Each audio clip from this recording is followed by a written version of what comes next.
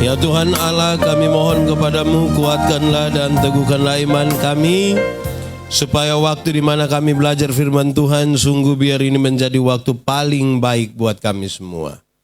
Kami minta Tuhan jauhkan semua penggoda pencobaan. Biar dalam damai sejahtera-Mu kami belajar firman Tuhan. Kami rindu pada firman-Mu. Berfirmanlah bagi kami Tuhan. Di dalam nama Yesus firman yang hidup itu kami berdoa. Amin. Bapak Ibu Saudara-saudara semuanya, Shalom. Dalam sukacita kita hari ini, kita akan belajar bersama-sama dari firman Tuhan yang saya pilih dari surat pertama Timotius pasal 4 ayat yang ke-12. Pertama Timotius pasal 4 ayat yang ke-12, yang sudah dapat katakan amin. Amin betul. Separuh dia tidak buka Alkitab juga, amin. Itu dusta itu, dia pun nama. Oke. Pertama Timotius pasal 4 ayat yang ke-12, kan hanya satu ayat, kita baca bersama-sama. 1, 2, 3. Jangan seorang pun jadilah teladan bagi orang percaya.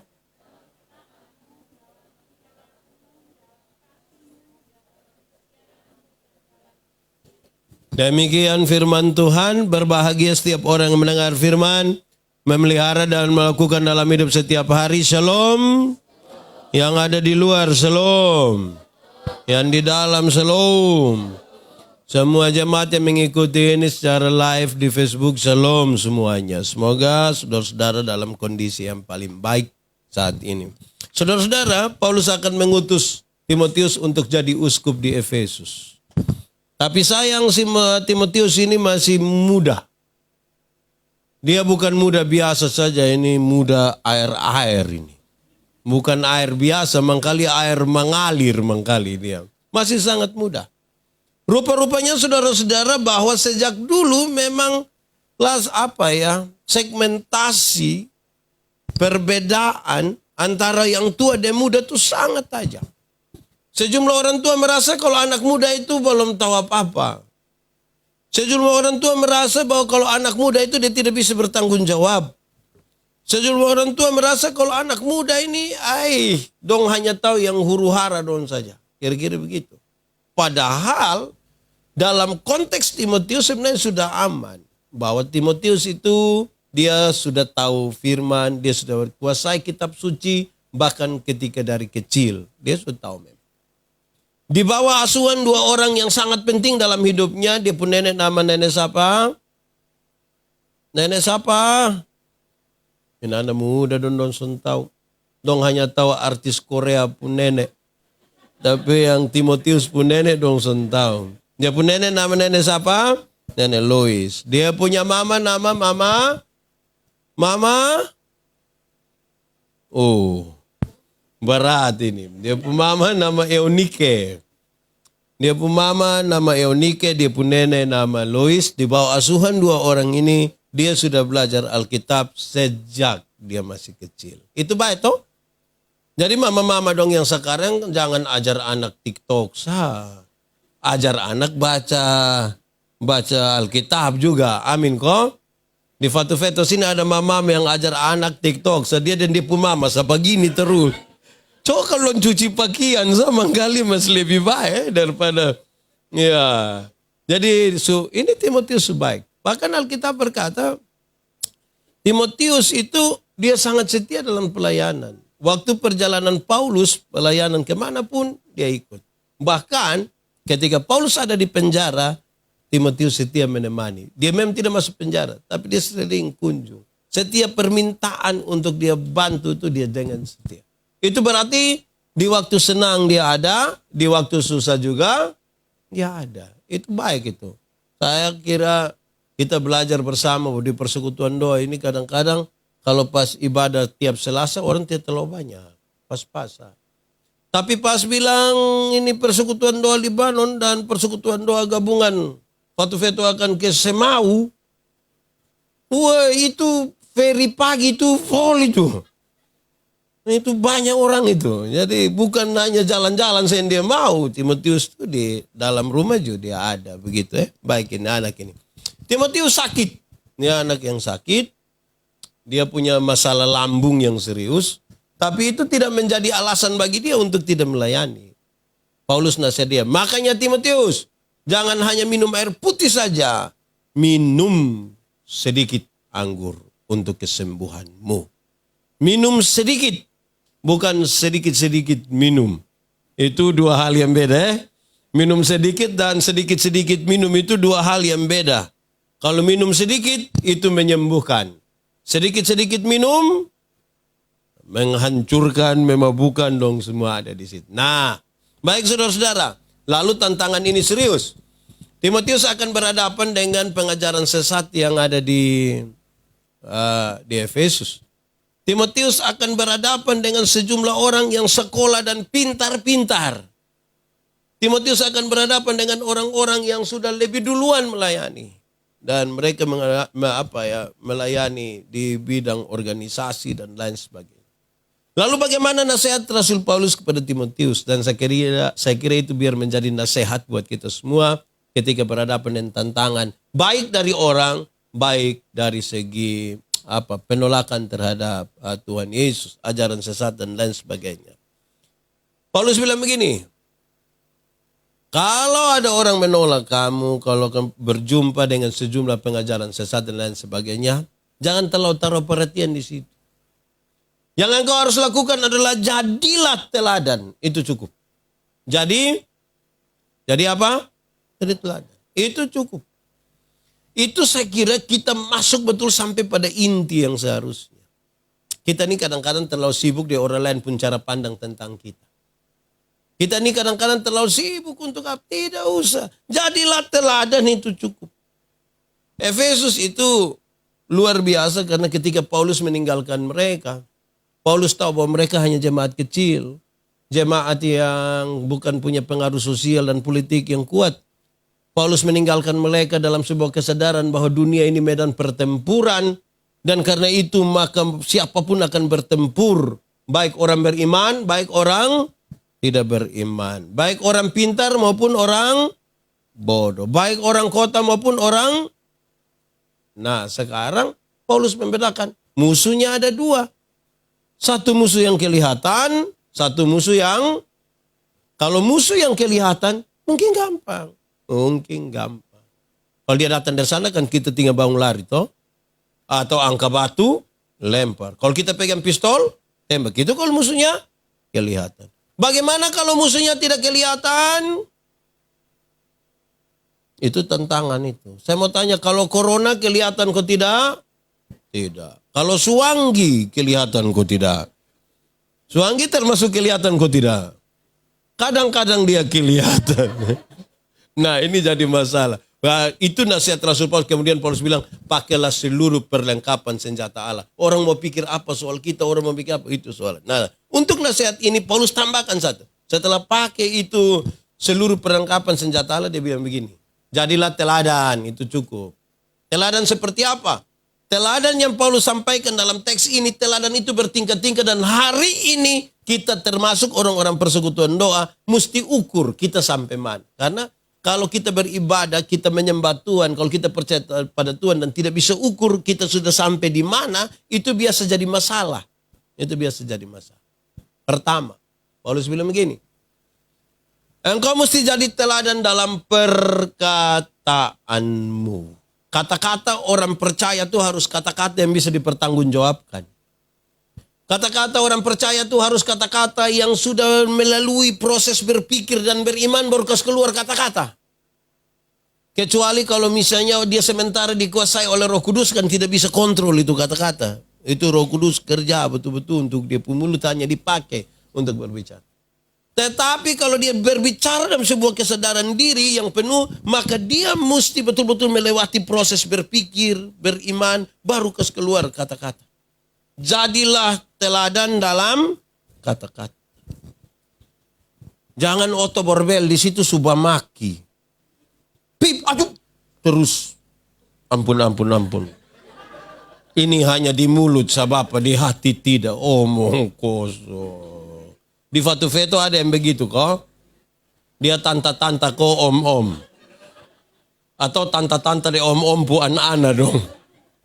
Jadilah teladan dalam kata-kata. Saya bilang di mana-mana Tuhan Allah menciptakan manusia itu mata 2, telinga berapa, dan mulut berapa? Supaya apa? Supaya lihat 2 kali, dengar 2 kali, baru omong berapa kali? Lihat ulang-ulang, dengar ulang-ulang, baru omong berapa kali? Tapi banyak orang ini dia punya mata tidak ada, telinga tidak ada, tapi mulut 7. Dia pun omong nih ngeri. Dia suka lanjutkan barang-barang yang dia sendiri juga tidak tahu. Tapi teruskan bagikan. Ini anak muda. Di foto-foto ada yang begitu. Aneh-aneh juga kita. Itu berat itu.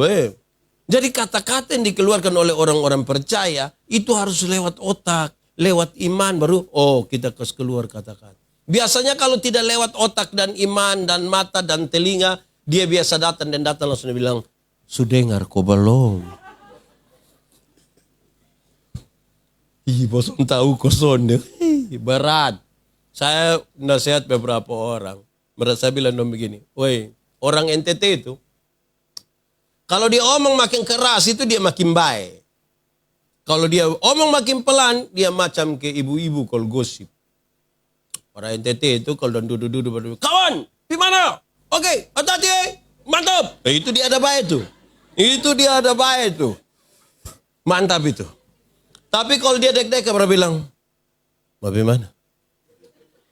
5.000 dah. Wah, itu dia lagi tidak baik gitu. Ibu-ibu, bapak-bapak tuh kalau mau omong kuat, oi, oke, baik, sebentar tapi sampai ketemu. Itu mantap. Tapi kalau dia datang dia bilang, geser datang. Semakin pelan dia omong tuh bahaya itu. Bahaya itu Jadi karena itu jadilah teladan dalam kata-kata. Baik waktu omong keras, baik waktu omong. Di Fatu-Feto ini lebih banyak omong keras kok pelan Keras pelan Tapi jadilah teladan dalam kata-kata. Itu baik. Tapi kemudian dilanjutkan. Setelah jadi teladan dalam kata-kata, dia kasih naik tingkat sedikit. Engkau mesti jadi teladan dalam perbuatan. Teladan dalam apa? Kalau ada 100 orang yang berkata-kata dengan baik, setelah kita konfirmasi apakah yang 100 itu bisa bertindak dengan baik, belum tentu. Dia naik atau turun? Pasti turun. 100 orang berkata-kata dengan baik. Tapi berkata-kata dan bisa melakukan seperti yang dia katakan, itu turun. 50% mangkali. Atau mungkin tinggal 30%. Berkata-kata itu gampang. Kemudian melakukan itu sulit. Dan sekarang, Paulus bilang kau mesti fokus di situ. Kata-katamu jadi teladan, tapi tindakanmu jadi teladan. Disinilah kita menemukan apa yang disebut dengan nama integritas. Orang-orang Kristen itu dia mesti punya integritas. Integritas itu apa? Integritas itu kesatuan antara pikiran, perkataan, dan perbuatan. Apa yang dia pikir, itu yang dia omong. Apa yang dia omong, itu yang dia lakukan. Apa yang dia doakan, itu sudah yang dia kerjakan. Apa yang dia kerjakan, itu sudah yang dia doakan. Aman toh? Kenapa? Karena ada orang yang pikir lain, omong lain, bikin lain. Hasilnya kelainan. Jadi kalau saudara ketemu orang yang kelainan, pernah ketemu orang yang kelainan? Pernah atau tidak? Pernah. Itu kan tidak sinkron. Dia pikir lain, omong lain, bikin lain. Nah ini mau teladan apa? Teladan dalam kata-kata. Tapi batu uji dari kata-kata itu adalah tindakan. Saya baca satu status dari siapa kok. Dia bikin status bilang, cinta itu bukan kata. Cinta itu tindakan. Bayangkan kalau ada satu nona satu nyomo dan satu nona dia bilang, cinta lu. Nah, itu hanya cinta saya begitu. Kan harus ada tindakan lebih dari itu kata-kata. Betul kok tidak? Kan cinta tidak cukup di itu. Bahkan pada titik tertentu memang dia tidak bisa diwakilkan dengan kata-kata saja. Dia mesti dengan tindak. Batu uji dari kata-kata adalah tindak. Nah, tindakan ini serius, saudara-saudara. Kadang-kadang kita berkata-kata bagus, tapi tindakannya kurang bagus. Saya waktu KKR di Alor Tengah Utara, perbatasan dengan Alor Selatan, saya tegur satu WL. Kebetulan dia calon pendeta. Saya bilang dia, kan hari pertama kami KKR, terus hari kedua, pas siang kami duduk bercerita, saya, sebentar malam lu berhenti omong yang tadi malam lu omong ya. Berhenti omong. Dia apa lebab? Berhenti yang aku omong pertama. Kenapa? Masa kok kita mau apa jadi bilang? Saudara-saudara. Kita akan menyembah Tuhan dalam roh dan kebenaran. Mari kita bebaskan roh. Yang datang dengan masalah kasih tinggal.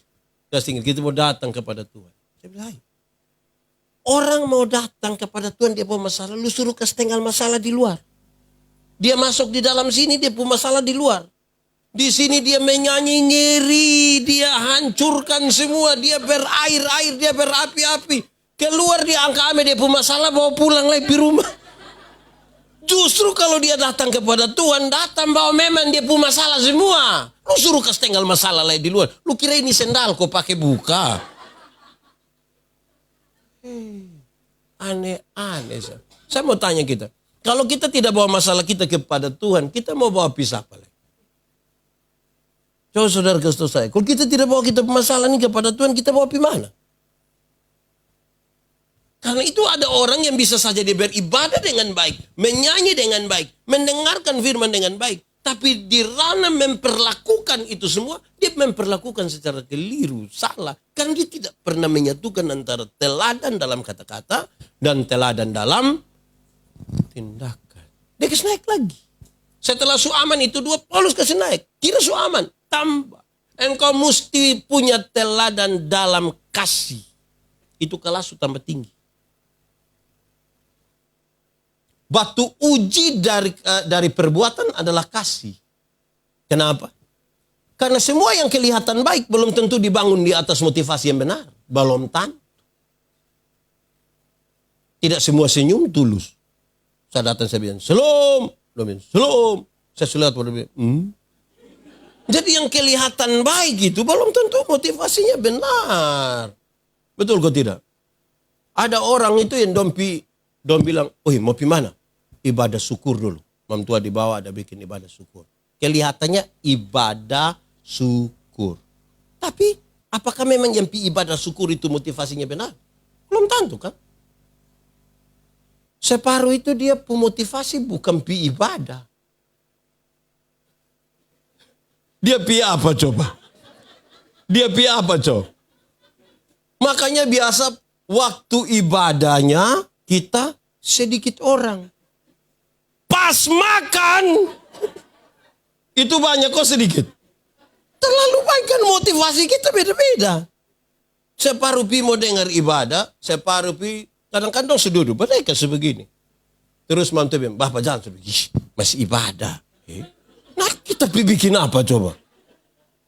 Saudara, yang kelihatan baik itu belum tentu dibangun di atas motivasi yang benar. Betul kok tidak? Apalagi soal kasih. Saya lihat, saya ini berkhotbah di bank-bank semua yang ada di ini NTT. Saya bilang dong, ini ibu-ibu dan nona-nona di bank, dong cantik-cantik semua. Dong gagah-gagah sekali. Dong pun pakaian lah. Belum lah, dong ruangan kan bagus-bagus. Bottom PC itu ke sono pulang, ke butuh mau tinggal saat di situ tuh. Bagus sekali, teduh. Kita baru naik tangga dong langsung bilang, "Selamat siang, ada yang bisa dibantu?" Terus saya tanya orang, siapa yang dia suami bangun pagi langsung bilang, "Selamat pagi, ada yang bisa dibantu?" Jadi kelihatan baik kan? Tapi kan belum tentu didasarkan pada kasih. Jadi hati-hati. Sekarang dia kasih naik kita punya kelas ini. Kalau engkau mau hebat betul-betul dalam Tuhan. Apalagi dalam kondisi pandemi begini nih saudara. Saya kira serius nih. Kata-kata, batu uji dari kata-kata apa? Tindakan. Sudah melakukan tindakan lagi dia uji. Itu tindakan ada kasih kok tidak? Belum tentu ada kasih.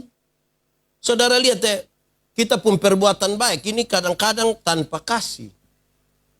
Kami urus sejumlah pelayan, termasuk di Amnuban Timur. Saya kadang-kadang aneh dengan sejumlah orang. Kami punya 1-2 proyek di sana. Saya aneh. 1-2 orang bawa biskuit, bawa apa? Supermi 2 dosa dong foto. Foto bertulis indahnya berbagi. Ya? Maksud apa? Itu dia tolong itu orang dong, itu orang dong tolong dia kok lebih terkenal gitu tidak tahu. Jadi perbuatan baik ujiannya itu adalah ada kasih di situ kok tidak. Ada kasih kok tidak. Jangan sampai kita ada kelihatan melakukan kebaikan tapi tidak ada kasih. Saudara lihat ya, bulan kebaikan itu terjadi di bulan-bulan Paskah dan Desember. Ini bulan penuh kebaikan. Bangun pagi dong lihat nenek satu lewat situ. Nenek mau pi mana? Di pasar Oebadol, di pasar. Nenek bawa apa? Jantung pisau. Nenek jam begini ini. Nenek marsinsa. Nenek dari mana? Oi, Leta Pengkasus. Sudah biar nenek duduk ya. Nenek minum teh kok, kopi kok. Ambil ke nasi itu. Ame uang datang. Ini nenek saya bayar ini nenek. Terus ini ada gula sedikit nenek. Minyak goreng. Nenek pulang pakai apa? Nanti beta jalan kaki. Aduh jangan nenek, jangan. Grab. Grab. Panggil Grab datang. Oke, nenek pisu nenek jalan baik-baik. 3 hari kemudian itu nenek datang kembali. Waktu itu nenek datang kembali itu kotor super masalah tuh. Karena waktu bapak lihat, bapak bilang, Mama, Mama, ya kok kenapa? Lu pun nenek sudah datang le. Lama-lama gara-gara itu nenek kita pakai keluarga berpuku di dalam rumah. Jadi perbuatan baik yang dilandaskan dengan kasih itu, susah-susah gampang. Jadi jangan pikir kita super buat baik itu kita sugeng itu. Ukur dulu. Ukur dulu teh. Ini contoh sah. Mulai bulan Oktober kemarin itu kan, bukan bulan Oktober, pokoknya itu bulan lah. Ada mulai buka kesempatan kau bisa nikah kan? Bisa nikah toh. Itu kan saudara dapat ini undangan kumpul keluarga kau son. 5 kau 10. Banyak kan undangan kumpul keluarga. Betul toh? Waktu saudara dapat saudara pergi kumpul kau tidak? Kumpul kan? Coba waktu saudara kumpul tuh ikhlas. Waktu saudara kasih itu banyak yang mengeluh Pak Pendeta. Aduh. Undangan kumpul keluarga tak tumpuk di rumah Pak. Jadi kita tetapi kasih tapi hati itu penuh kasih belum tentu. Belum tentu. Baru ini pendeta Yandi lah yang kumpul masa mau kasih 1.000. Mesti naik sedikit. Saudara bisa bayangkan ya. Yang kita sudah lakukan baik sebelum tentu diterima oleh Tuhan. Karena soal motivasi kita. Jadi saudara berhenti. Melihat semua orang yang kelihatan baik itu lantas ini orang baik. Jangan motivasi. Saya tegur sejumlah panitia perayaan.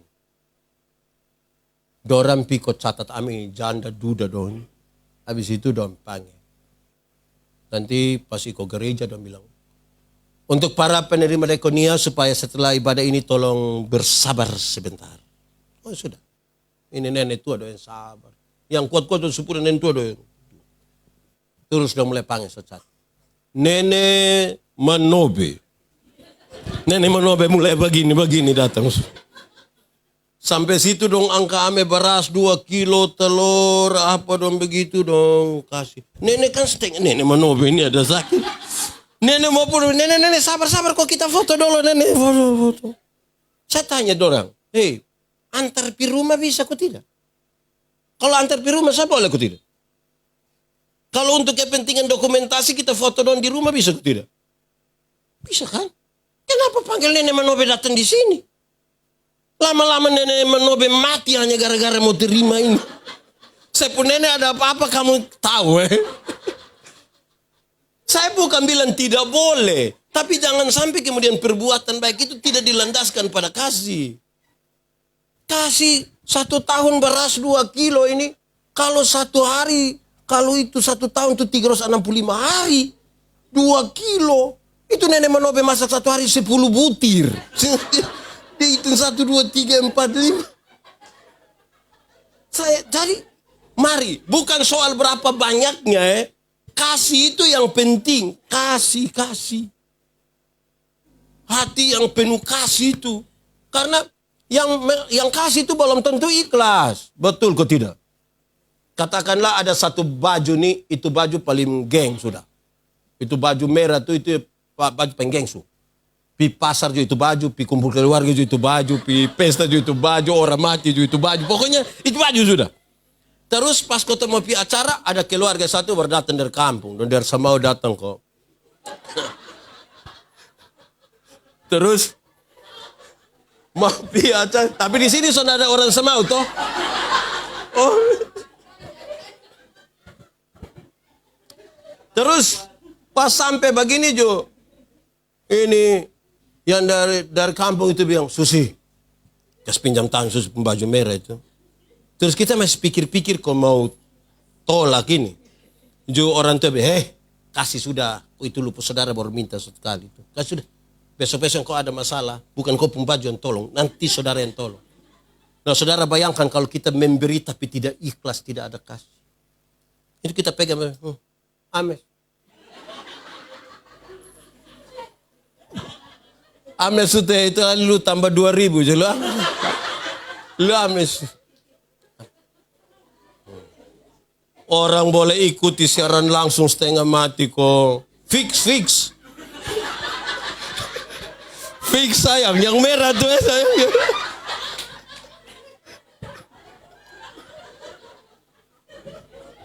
Baru sekarang lu datang lu minta-minta. Jadi ikhlas kok tidak? Kelihatan kasih kan, tapi tidak dari hati yang kasih. Terus yang terima tuh dia rasa, wih baik Susi suka kasih. Dia cepat-cepat lari pi kok ini ukur terus dia tanya, Susi cocok kok, cocok. Oh, pas dia. Pas dia lupa perubunci itu, pas. Memberi tapi tidak dengan hati kasih itu. Yesus. Pernah alami begitu di Fort Veto kok.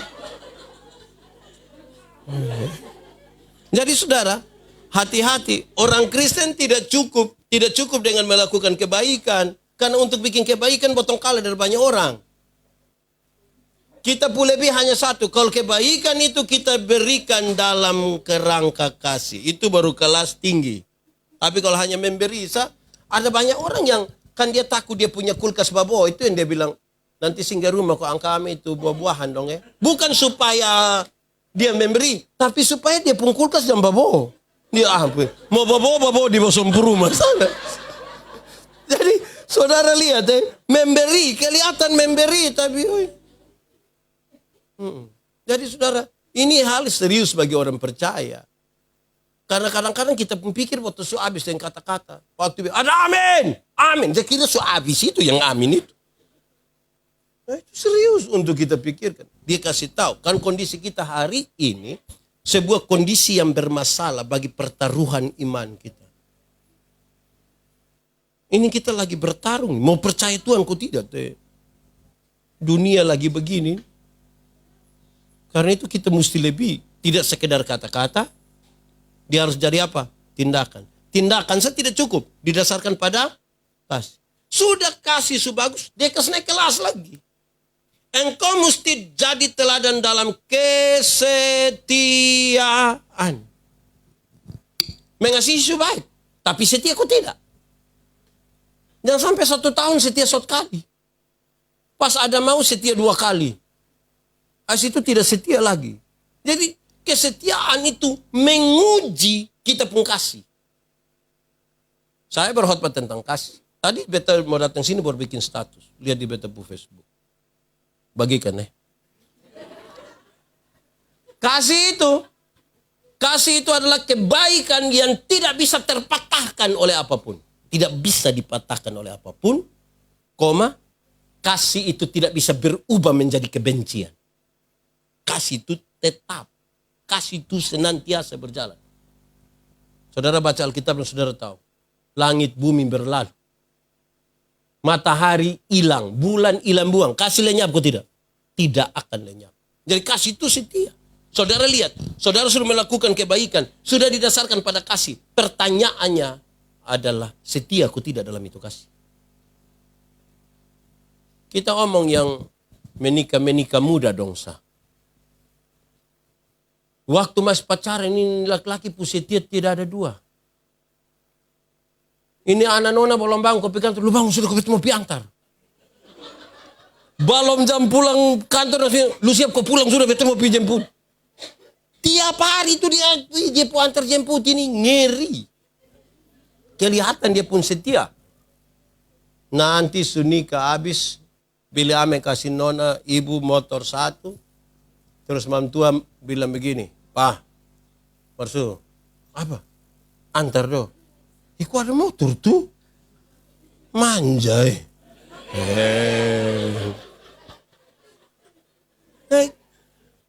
Kasih itu mesti diwujudkan dalam kesetiaan. Terus menerus. Bukan pacaran lah, nikah lain. Setia. Ini yang di Fatu-Fatu dan setia semua. Wah, kalau mantap ya. Ada satu ibu nih. Dia satu hari bilang dia pun suami, "Papa, yo, saya lihat papa sudah berubah. Mama berubah apa nih? Papa sudah sama kayak dulu kita masih pacaran." Kenapa? Dulu papa tuh waktu kita masih pacaran, sedikit-sedikit suka ajak makan di restoran. Sedikit-sedikit suka pakai beta cincin. Kadang-kadang datang dan bilang, tutup mata. Mau taruh bunga di sini. Bapak. Sekarang bapak sudah lakukan itu. Kenapa? Bapak berubah. Kenapa? Terus dia pun suami jawab santai sama mama. Coba mama pikir. Nelayan mana? Yang kalau sudah dapat ikan dia masih buang umpan lah mama. Yang sudah dapat masih buang. Woi, dia pun istri simpan di sini. Malam doa mau tidur, mam tua datang masuk kamar, kunci pintu duluan. Bak tua datang, pintu tak kunci. Mama, yo, kenapa? Buka pintu do. Mama, litir di luar sana. Mama, kok kita dua suami istri toh? Iya. Tapi kenapa mam kunci pintu? Bapak mam tuh bilang, Bapak coba Bapak pikir. Nelayan mana? Nelayan mana yang mau tidur dan dia ikan? coba pikir.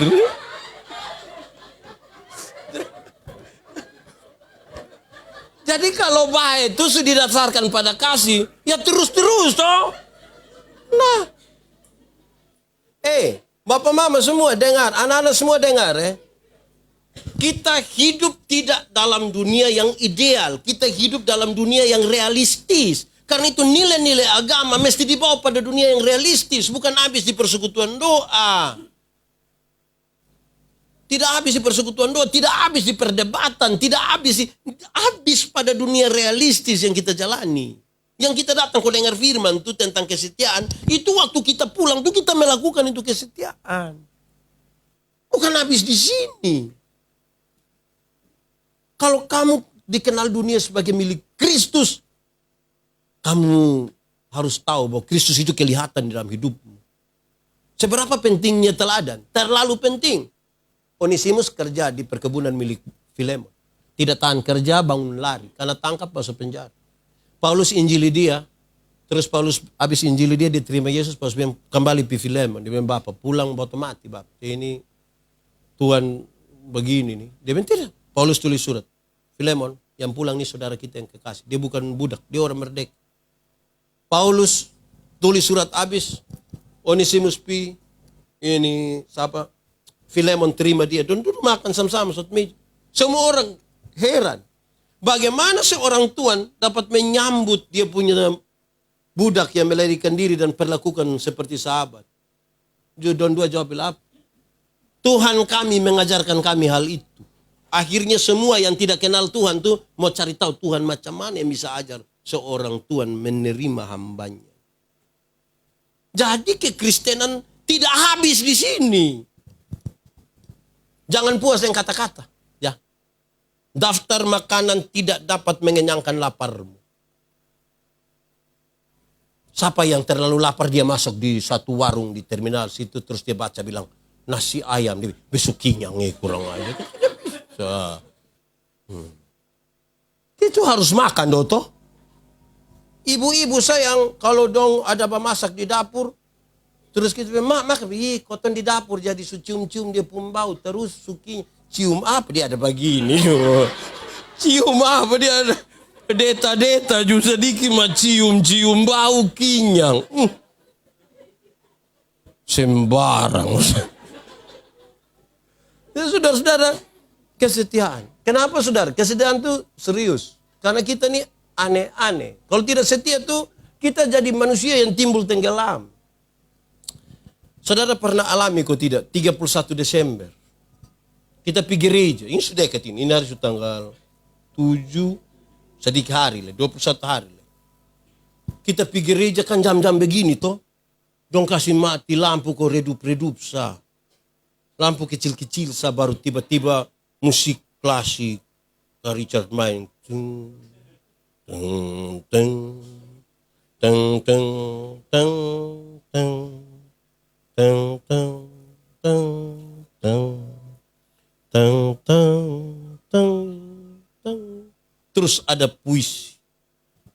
Tidak terasa. Saya dalam hati lu tidak rasa. 365 hari lu tidak rasa.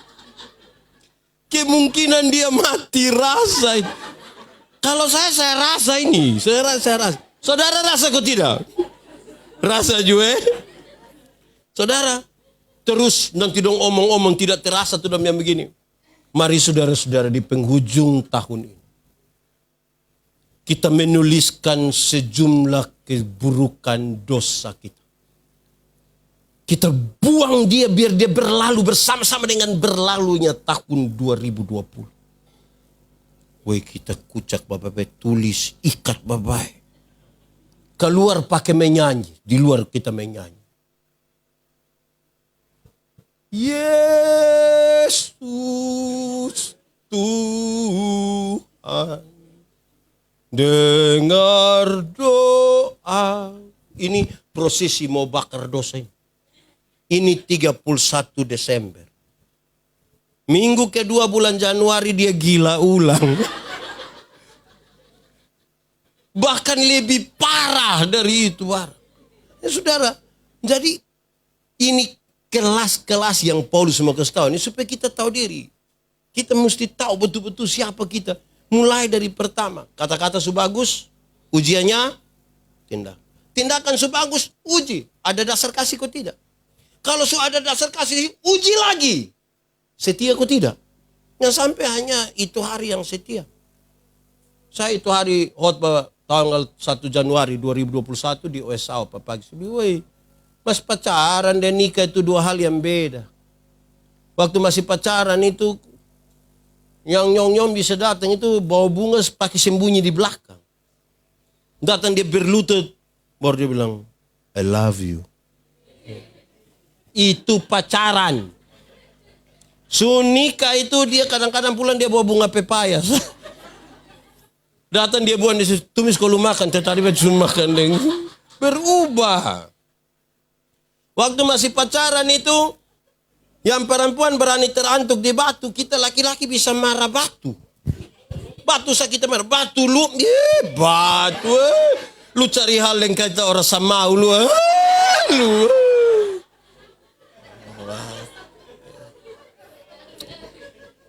Itu pacaran. Sunika komam tua jalan terantuk di batu. Mata taruh di mana? Dasar tanganga. Berubah kok tidak? Waktu masih pacaran, yang nona belum jatuh ya laki-laki su tangkap. Kadang-kadang minta tolong. Non, ya jatuh dosa. Ngomong. itu pacaran tuh. Belum jatuh su tangkap. Nanti su nikah kau naik motor sama-sama tabrak anjing kau jatuh. Yang suami ambil motor lupa ambil mam tua. Mam tua protes, papa nih bisa ambil motor tidak ambil saya. Aduh maaf sayang selunas mam motor. Motor masih tinggal 17 kali di. Jadi saudara-saudara, jangan kita setia di situasi-situasi tertentu. Setia itu mesti setia betul-betul. Amin kok. Amin bikin. Terakhir, dia kasih naik kelas. Ini kelas paling tinggi. Dan kalau sampai di sini, itu berarti yang semua itu betul sudah ke bawah. Apa itu? Engkau mesti jadi teladan dalam kesucianmu. Kesucian. Kenapa kesucian begitu penting? Kan ini konteksnya. Kita bicara tentang kesatuan kita dan Tuhan Allah. Tuhan yang kita sembah itu kudus, suci, mulia. Amin. Kalau mau datang kepadanya, mesti datang dalam kekudusan. Mesti datang dalam kesucian. Kenapa? Yang kudus tidak dapat bersatu dengan yang tidak kudus. Yang terang tidak dapat bersatu dengan yang gelap. Hei, tanggalkanlah kasutmu sebab tempat di mana engkau berdiri itu kudus. Nah, itu tantangan kita, saudara. Sehingga kita mesti jaga kekudusan. Setia belum tentu kudus. Kelas paling tinggi ada di sini. Batu uji dari kesetiaan adalah kekudusan. Kekudusan itu bicara tentang kedalaman semuanya. Banyak kita kan tidak mau menjaga itu kekudusan hidup. Padahal syarat utama untuk bisa datang kepada Tuhan Allah adalah kekudusan. Menjaga betul itu kekudusan. Kadang-kadang kita ini tidak kudus. Kita menyatakan kita pun perbuatan, kita menyatakan semua.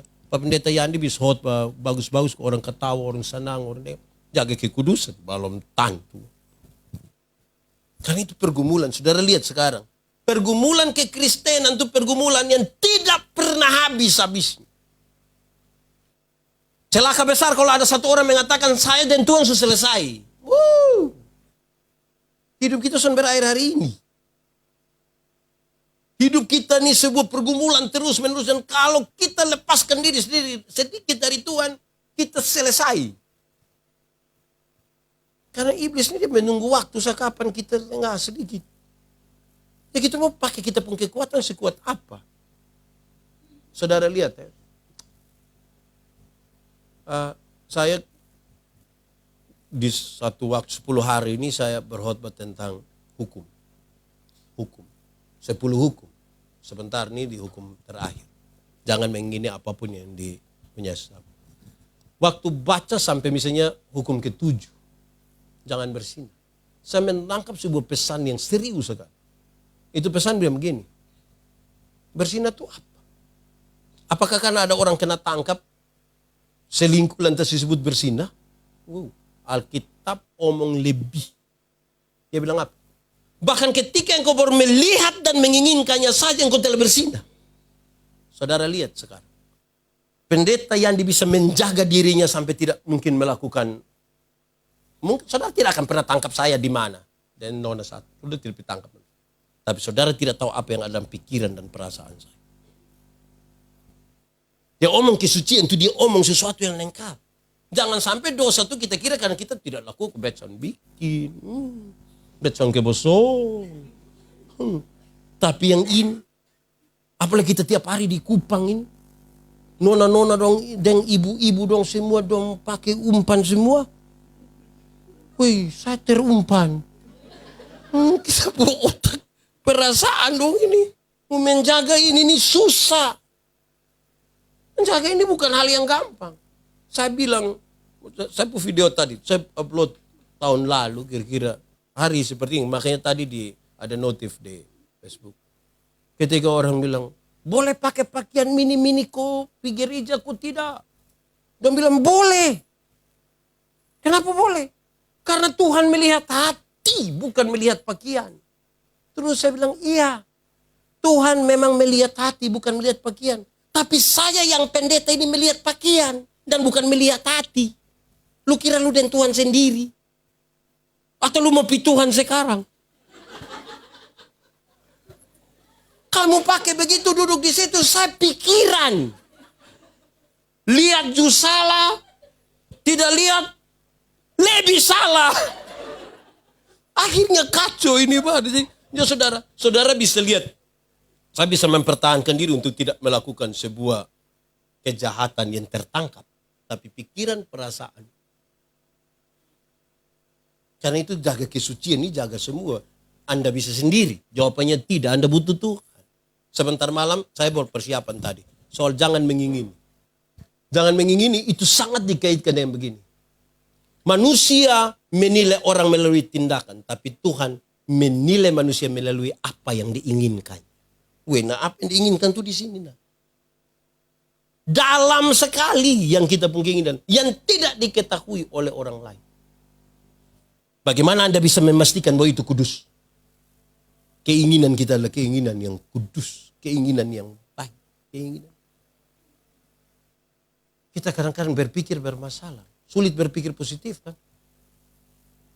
Makanya mulai sekarang pikir orang saya saat naik oto, saya bawa mobil, ibu duduk di sebelah.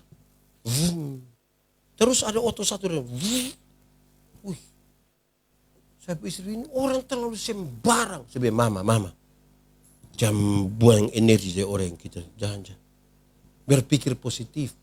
Mau pikir positif bagaimana papa? Oh pikir saja sampai dia semua mencret toh mama. Jadi dia buru-buru toh. Makanya kita mesti pikir positif. Bayangkan kalau kita lagi pikir tidak baik, kalau dia buka, tabrak orang situ. Saudara akan bilang apa? Mampus kan? Picek kita pun bapak yang bawa. Saudara bisa lihat dia pun tantangan. Karena itu memang menjaga kita pun kekudusan hidup itu hal yang serius sekali. Itu dilatih terus menerus. Tidak bisa selesai, saudara. Tidak selesai di sini, di tikar persekutuan ini tidak selesai. Terus menerus. Dan kita hanya bisa melakukan itu semua kalau kita bergantung hanya pada Tuhan. Amin kok. Saudara lihat sekarang. Kepada kita disampaikan ini. Ada orang omong soal kita. Orang jemaat Efesus, jemaat kecil kan. Orang biasa bully dong. Dong sembayang orang bilang, tertahu roh apa sebenarnya. Paulus bilang, tidak usah dengar yang orang bicara tentang kamu. Kalau kita belajar tentang jemaat di Smyrna, dong sering dibully bilang begini. Bukan dibully. Dong selalu dihasut, apa yang omong tidak betul itu apa? Fitnah. Bilang begini, itu orang Kristen itu suka makan daging manusia. Makanya dong berkumpul, dong bilang, inilah tubuhku yang dipecahkan, inilah darahku yang ditumpahkan. Itu orang Kristen yang suka melakukan ini pesta seks. Karena dong bilang ini perjamuan kasih.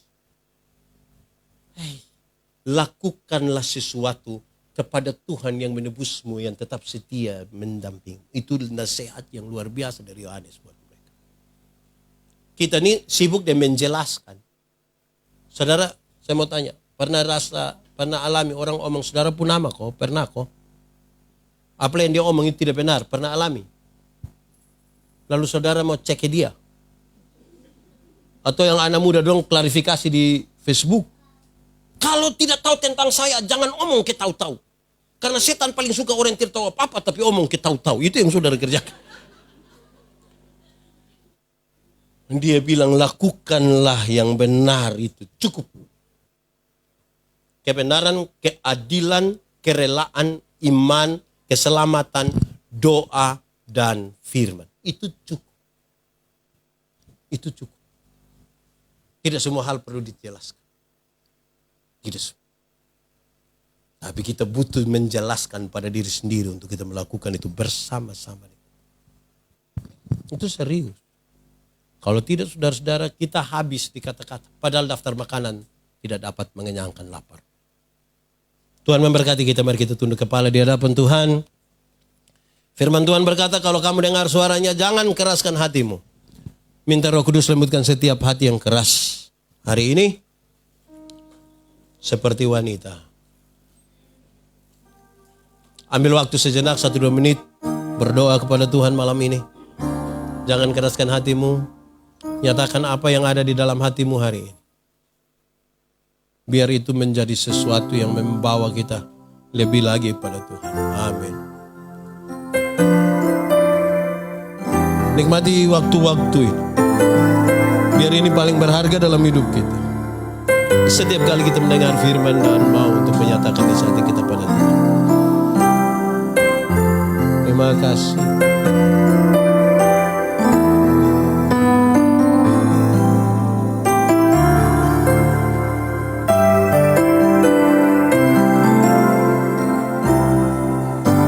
Seperti wanita mengurapi, menangis di bawah kaki. Demikian hidupku, kau mengasihi. Yesus, Engkau baik bagiku. Sekali lagi, seperti wanita, seperti wanita mengurapi,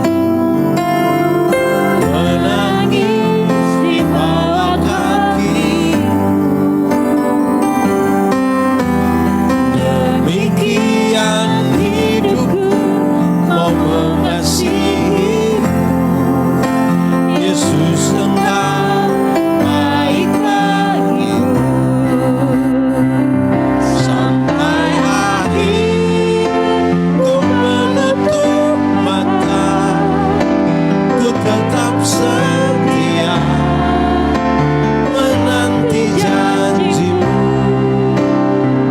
Sampai ku dapatkan mahkota kehidupanku, ku tetap setia melayanimu. Lebih lagi, sampai akhir ku menutup mata, ku tetap setia menanti janjimu. Sampai ku dapatkan mahkota kehidupanku, ku tetap setia melayanimu. Ku tetap setia melayanimu. Ku tetap setia melayanimu.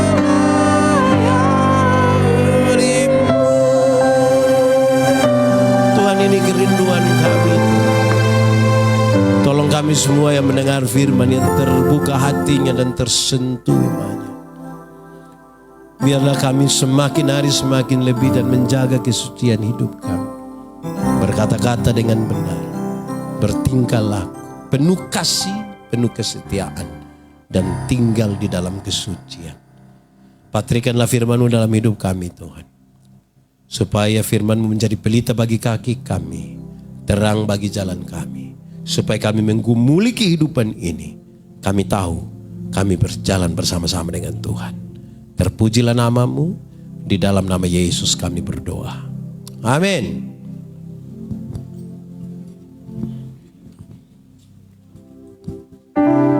Sekali lagi kita beri kemuliaan bagi Tuhan. Kita bersyukur bahwa malam hari ini firman Tuhan datang begitu luar biasa bagi kita semua. Kiranya firman Tuhan yang telah disampaikan tadi boleh menjadi